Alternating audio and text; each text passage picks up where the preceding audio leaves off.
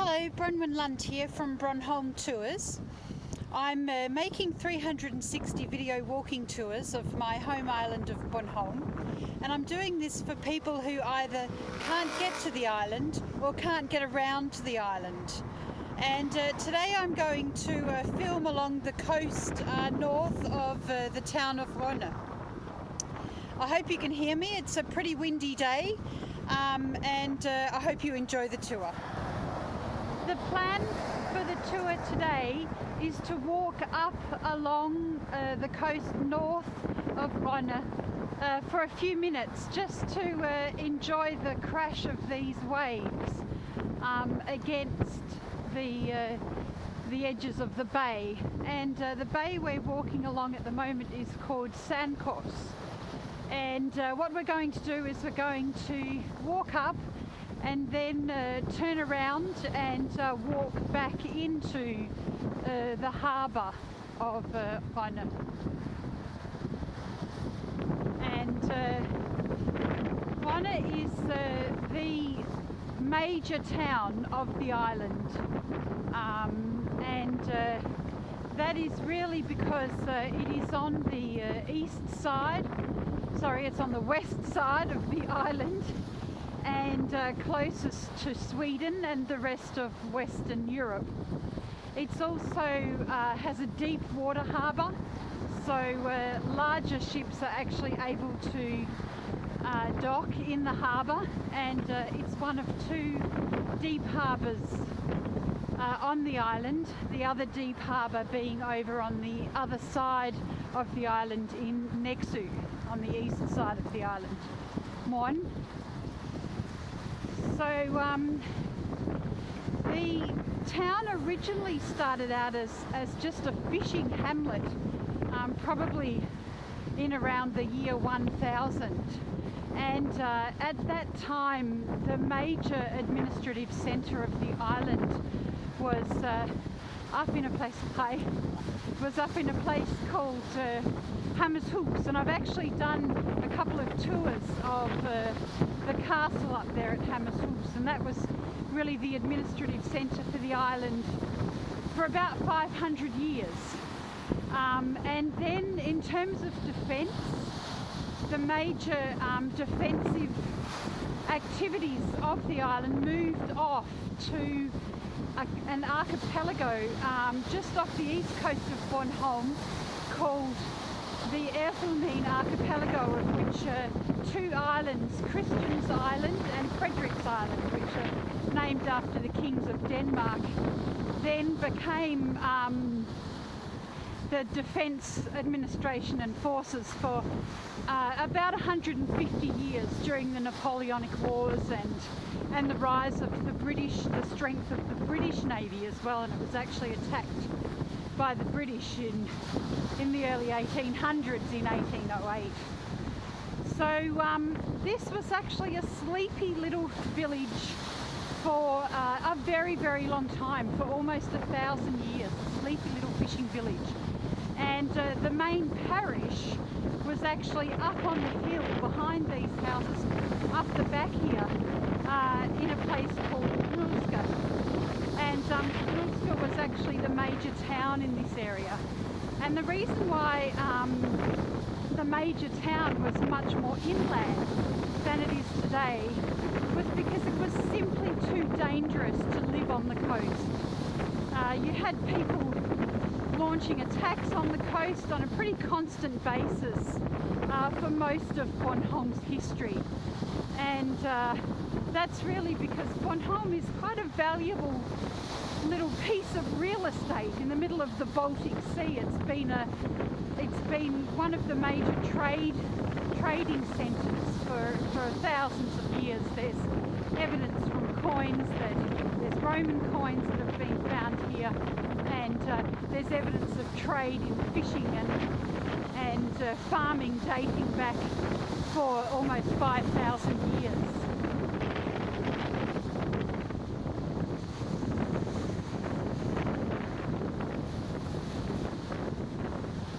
But as the ships got heavier and they needed deeper and deeper water to dock, it really really became necessary in the late 1800s and early 20th century to find deep water harbours on the island, and that's where Rønne and Nexø, the other deep water town, really came into their own and really developed as major towns, major port towns on the island. So we're getting to the point where I want to turn around now, and it's really a magnificent day today. And as we turn around, we might be able to see Sweden, the Swedish coast, just on the other side of the water.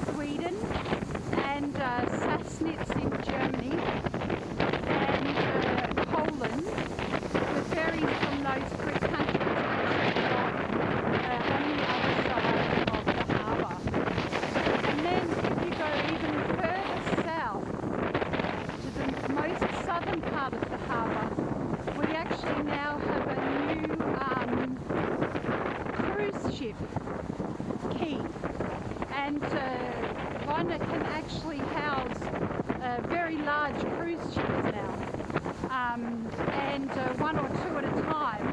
And so we're going to see a lot of development in that side of tourism over the years, I believe. And tourism has really become one of the mainstays of the island's industry, along with glass blowing, ceramics, a lot of art. The island has been awarded World Craft Region status. It's the first region in the world to receive that status. So that's something very special.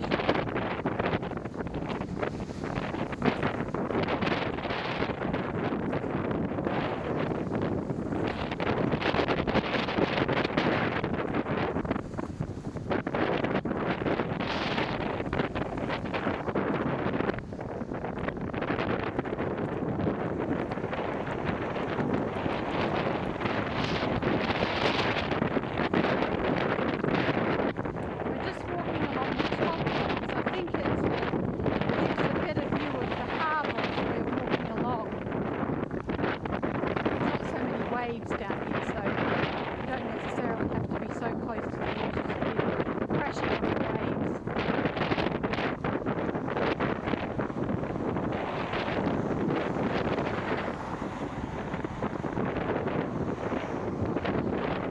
If you would rather that I didn't speak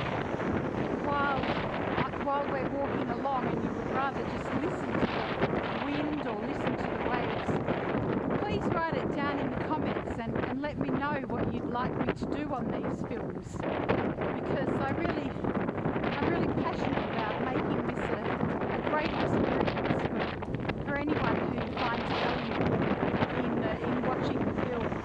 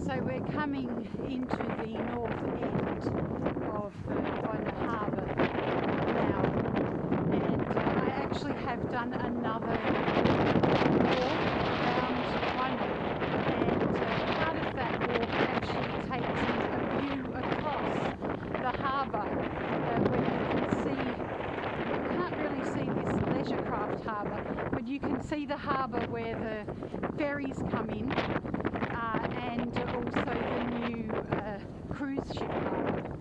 So check that film out just to get a feel of the rest of the harbour. So this is sort of the part of the harbour that I haven't filmed as yet. So I really feel that this is completing a little bit the film.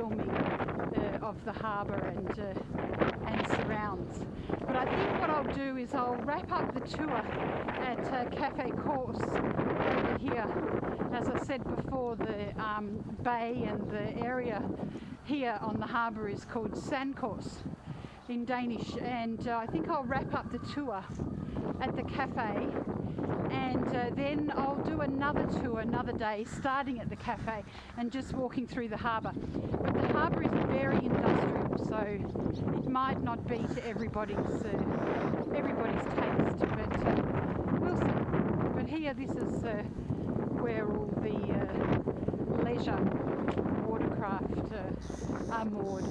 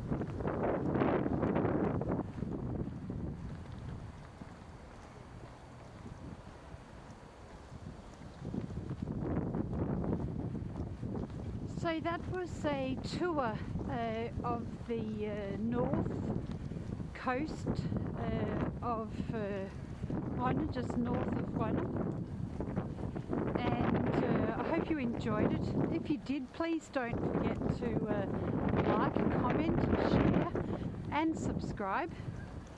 This is Bronwyn Lund from BronHolm Tours signing off.